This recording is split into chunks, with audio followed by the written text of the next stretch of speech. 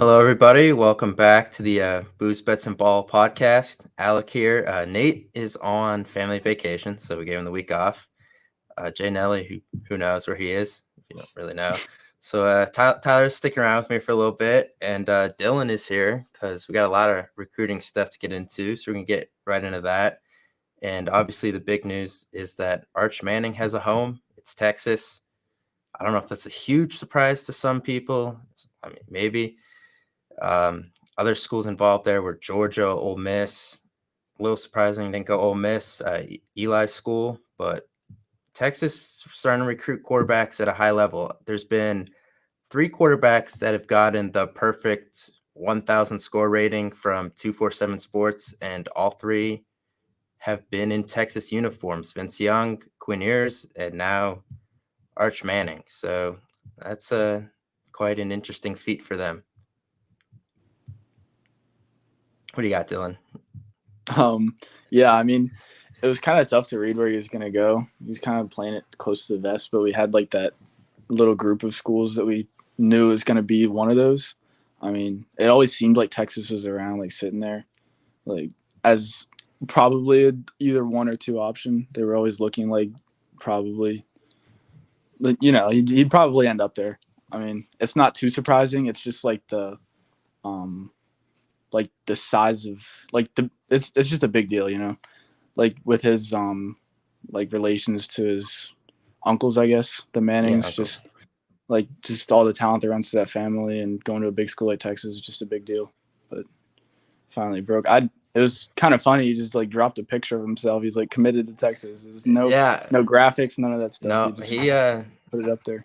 if he wanted to, that could have been a very big deal. That could have been like LeBron's decision on Yeah. ESPN. Like that, they would have milked that just like that. But he took the opposite route, so good for him. So right after that happened, a lot of stuff started to happen. Dante Moore got a couple crystal balls to Oregon, and Jaden Rashada got one to Miami. So it looks like a lot of the top quarterbacks here are going to be off the board in the near future. Yeah, I mean, we knew this was kind of the timeline, like late June, early July, once those OVs wrapped up, and looks like they're starting to fall now. I guess Rashada to Miami is kind of a surprise. It looks like they're going to steal him from Florida. That's kind of last second. I guess he was supposed to commit. What was it, today or yesterday? Yeah, I Originally, think I did see backed up something. Yeah, yeah, I he don't know. pushed it back and visited Miami, and now he's trending there. So Napier is going to lose out on another big recruit to Miami. So it's kind of funny, but yeah, Yeah, and they're falling. yeah, and as for Penn State also took a big recruit from Florida not too long ago. So why don't you tell us a little bit about that? Yeah. Which one are you referring to? Well, Tamarian. Oh, tomorrow you mean Yeah, Alabama? yeah, but he was a Florida was also in there. Oh, Yeah, okay. I thought you meant the state. yeah, Sorry no, about that. not from the Um, state, but from the school. yeah, I mean, he had offers from Georgia, Alabama, a bunch of big offers. Maybe not all of them were committable, but the it it still is a good sign when schools like that see potential in him and we're going after him at least at one point. Hmm. Michigan State was on him hard. He was supposed to take an OV there this weekend. That's canceled now. I mean, Florida. There's a lot of good schools after him. It's pretty huge that you get him up for one weekend and show him enough and convince him enough to want to come up north and play for Penn State. So that was pretty cool. It's definitely a big surprise, but I was really happy with that one. That was cool. Yeah, it was a big surprise. I mean, this staff does really well on official visits, it seemed, and that's kind of the reason why a lot of people say like, oh, the 2021 class, kind of wasn't as good as a lot of us thought Mm-hmm. it could be, just because guys weren't coming on campus and getting around the staff, and then you see a kid from Alabama, top 100 recruit who's never been here before, commits 2 days later. You really do see that those visits do matter in a big way. Yeah, it seems like the staff is just one of the top staffs in the country overall, from top to bottom, as far as getting guys on campus and in person, and kind of just relating to these kids, and getting to know them and making them feel comfortable on campus and setting up their future. That 40-year plan, like after college, and I think they have that figured out pretty well. Yeah, for sure. So last July, Penn State had a crazy month recruiting. I think it was 14 commits if you count Tyrese Fearbree's decommitment then. I think it was 14. Yep. They ended up with 13 that stuck.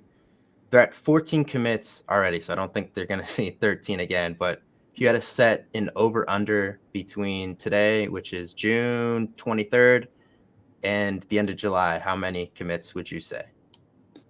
I mean, yeah, we're not gonna have like a huge run like that just because Right. they've already like collected a good amount of guys. Probably go like 6.5.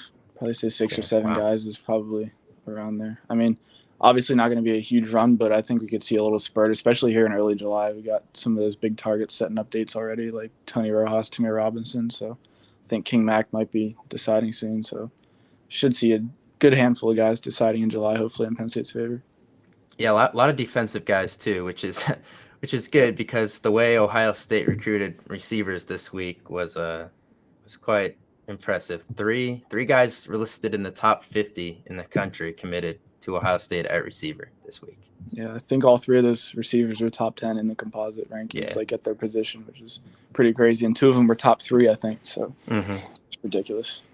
Yeah, they do quite the job recruiting receivers there. But I mean, the thing is, they do it every cycle, and only 3 or 4 can play at a time. So if they're only getting 5 stars at that position, I guess it's okay. But they've done well at quarterback and defensive end, which honestly, in college, defensive end and quarterback are probably the 2 most important positions up there, probably with offensive tackles. So, I mean, they know how to recruit the positions that matter for sure. Yeah. Seems like Penn State's finally not finally, but as of the last few cycles, they've been really stepping up with the defensive end recruiting, and that's definitely important in college football. So that's big to see. Tamarion Parker's a good addition on top of Denai and all them, so it's nice to see. Yeah, I mean, Michigan pretty much won the Big Ten because of 2 powerhouse defensive ends that just terrorized every single team they play. I mean, we saw that in person. They hit Clifford 8 or 9 times for sacks, so it was and we knew it wasn't pretty. Yeah, no, that's the name of the game. But also getting a left tackle that could be a potential first round pick too is the reason why Alabama is always kind of in the national championship game, I would say. Mm-hmm. So you recruit those positions. Yeah, I mean, Penn State's offensive line recruiting has gotten better, I would say. Like Tangwell, 2021, a guy that's already played some meaningful snaps. Looks like he's going to start this year as a sophomore. Mm-hmm. And then you get Shelton last year, pretty good prospect. And then they get Birchmeyer this year, the top-rated interior offensive lineman. So, I mean, you got to think eventually getting all these high-ranked interior guys, it's going to help the running game eventually, we would hope. I mean, because they're bringing in some studs at running back. Mm-hmm. Yeah, we definitely need to hit on a few tackles. I mean, there's very few high school recruits that are going to come in and be able to play like right away at tackle. That's just not realistic. But guys like Malik McNeil, if you're going to miss, you got to miss big or fast. And if you're recruiting offensive line, obviously you want to miss big. I guess 6'8" is probably big enough. Hopefully down the line, a guy like him could be polished up and turn into a big-time offensive tackle. So they just need to hit on some highly rated guys. But, I mean, Javen Williams might be a swing. He might be able to slide out if you need him. So it's just tough to find those pure offensive tackles. Yeah, and with it's kind of – you don't want to say it's backwards because you'll take it any way you can get it, but you get the 5-star quarterback and the 5-star running back the year ahead of the good offensive lineman, and you kind of want it the other way because a quarterback can play as a sophomore pretty much. A running back can play as a true freshman, but it takes a year or 2, sometimes 3, to get an offensive lineman on the field. So those guys might already be gone by the time these guys start clicking, which is a little unfortunate. Yep. All right, well, that's a good recruiting rundown. I think we're going to get a lot more in July as a lot of these guys start to commit. Tony Rojas, the July 5th, Timmy Robinson, the 15th of July. And then I think Trayon Webb, I think, has like an unofficial June 30th commitment. I don't know if that's like official. It's on his 247 account that it is. I don't know how rock solid that is. Even if he doesn't pop then, it'll be soon. I mean, he's wrapping up his OVs this weekend like everyone else. I think that's always been the plan for him, just wrap up his OVs and make a decision. So after South Carolina, after he makes that trip, I'm sure he'll be ready to decide. So Penn State seems to be trending a little bit there too, which is surprising but nice to see. Yeah, I mean, if they go into the next couple of years with Singleton, Allen, and Webb as the running back trio, they'll be in pretty good shape there. So that's definitely something to look forward to there. Yeah, for sure. All right, man. Thanks for stopping by. It was good to hear from you. Good to see you. Get some good intel in there. We'll probably be Yeah. talking within the next couple weeks again to see what's going Yeah, no on. problem. Yeah, thanks for having me on. Yeah, you got it, bro. See you. Ty, what's up? How you doing, buddy? I'm all right. Boring week, but Yeah, got through it. it's life after you graduate. Yeah, it's been kind of cold up in the northeast. Like, not really swimming or anything. Like, it's been like in the 60s. It's been a little weird. Yeah, down in Virginia, it's about low 70s every now and then, but it still hits up 90s. So good tanning weather. Yeah. Get the use out. The thing I always hated was it felt like the entire summer it wasn't that warm all the time, and then like you get into late August, early September, and it's 90 degrees every day, and I'm walking to class, and I'm like, oh my, like where, like all summer it was fine, and then You get it for 2 weeks too, and then it's just freezing cold again. Yeah, the weather in State College is definitely a little weird. It's like cutoffs, shorts, right into hoodies and jeans. Yeah. It's the whole Northeast, I guess, but it's just unreal at State College how it goes from one thing to another in the snap of a second. Yeah, it's the wind, honestly. That like wind tunnel that valley creates is so bad. Yeah, so brutal. All right, so we're talking some recipes today, are we? Yeah, I mean, I guess we can talk a little bit about jungle juice. I was always thinking though, like the key to good jungle juice is really to never repeat the same thing twice. Okay. Jungle juice is really just a combination of a bunch of random things. So I was always thinking game day mixes for Penn State. I always had to make it blue. Always. Because, it's Penn State home football game. Like, you got to have a nice little blue drink to go along with tailgates or the pregame or whatever your party is for that event or night or tailgate, But you got to make sure it's blue. So blue Hawaiian punch is always a good mix to start with as a base. If you're in college, you go the cheapest shit possible. So in State College, I don't know about other schools that may be watching this, but Penn State, we all know that's Crown Roost. It's the way to go. Get a handle of vodka for about $9.50 a piece. So 2 handles there. That's what, $19, a little bit of tax, but 20, yeah. Yeah, so my go-to is always start with those 2 as the base, and then you kind of feel out the room. Throwing in gummies, never a bad idea, because you get the little gummies that sit in there. So once you're done doing it, you can chew on the gummies that have some alcohol in it. Okay. If you want carbonation, throw in a little seltzer water or Sprite, mix it all up, and then you're in for a blackout. That's honestly the best way to do it. Just 3 simple things. You want a little seltzer water, soda, blue Hawaiian punch, and Crown Roost. And then again, throw in a little gummies if you want to, have something a little chew on after, or throw in some fruit if you'd like to do that. But that's a solid base I always go with. You can throw in a little grenadine for flavor or anything strange like that if you want. But that's my go-to game day mix, just to get the little blue drink in there for the Penn State tailgates. Okay, nice. Yeah, I know a couple that I had. People like buy the frozen fruit bags. Yep. Put them in. Yeah, that's a thing. Yeah. And it keeps it cold too. So you got fruit. Yeah. It's like ice. It's like flavored ice. Yeah. Yeah. It's actually good invention. Good invention. Works. And then something at the end. So yeah, that's always a good way to go. Yeah. So I mean, Gatorade container. I've seen some people put in like plastic storage buckets and then like scoop it out. I'm like, all right, well, that's always a good time. But having the nice I don't know how many gallons they are. Probably 2 or 3.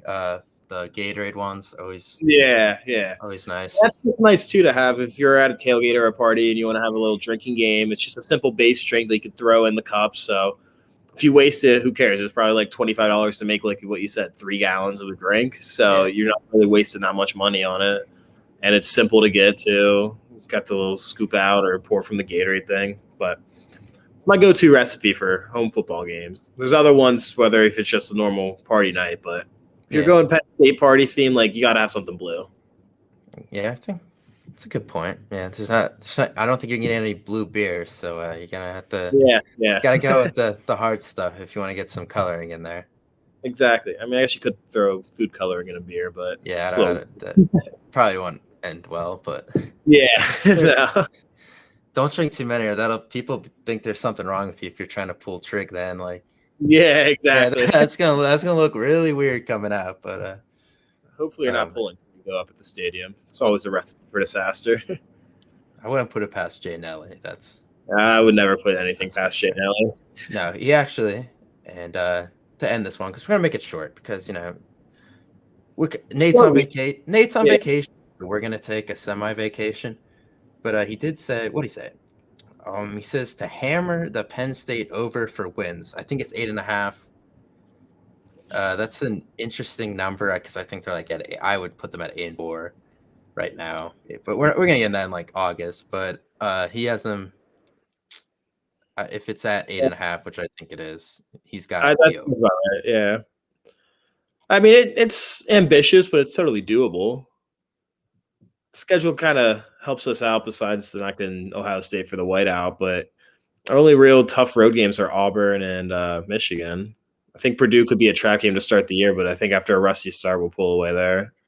Yeah, I the game that everybody always calls a trap game is never a trap game. Like people talked about Ball State for like 4 months last year, and they beat them by 31 or whatever it was. It's just like the game. Everybody like no one said a word about Illinois being a trap game. Everyone's like, oh, they're gonna come out, they'll be mad or whatever, run them over. Like it's the game no one is expecting that is technically a trap game. The game you talk about from the time last season ends until that game's played is not a trap game.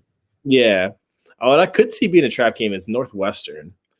That's just like that screams noon kickoff in State College at like 45-degree weather. No one wants to be there. Like, not bad. And it's early October, so everyone's thinking it'll still be kind of warm, but no, it's going to pull some State College weather. Be 45, gray, cloudy, noon kickoff. It's like that one kind of scares me more than a Purdue to open the season. Like we got 3 months of them preparing for this one game. Like I wouldn't be too worried about that. Yeah, no, I worry about the first game. That's the way I always put it. But definitely a lot of interesting games. So we'll have to see if he's right. He was right. I'll give him credit. He did say Warriors in 6. He got it done. I don't know what he made off of that. He didn't say. I don't know. I don't think he made anything. I think he just said it and then didn't bet it. Okay, he just said it and did bet it. He had some other bet too that I don't remember what he said. Something about the game. But hope it hit for him. He didn't mention it, so maybe it didn't. Oh well. Yeah. Poor kid. I've been this betting recently. Yeah, it was cool after that one crazy parlay he had. Yeah, that he probably printed that out and like got it framed. Like he's hanging it like that up in his room right now. Like he's saying it to his mom, so she keeps letting him bet. Yeah, it's just the argument for him right there. Yeah. But next week we're hoping to have a guest. We got a couple in mind that we're talking about. A couple of them were out there. I don't know how realistic they are that were discussed. Not by us, by other people. You could probably guess. Yeah, that one was ambitious. Yeah, a little ambitious, but we're gonna see what we can do over the next week. Don't know what day it'll be next week. Usually, we just kind of do this on a whim. Sometimes who's ever around is around, and we do it. So, yeah, it is what it is. I think we got a good momentum going to getting a guest for next week. So we'll get that all planned away and have a good show for next week. Yeah, hoping to get an intro too. I was saying we're gonna talk to our old friend Matty Fresh, see if we can get something original for it. That'd be nice. So because this countdown thing's annoying, but if we can get rid of that, we'll be good. But all right, I'm Alec. He's Tyler. Thanks for watching.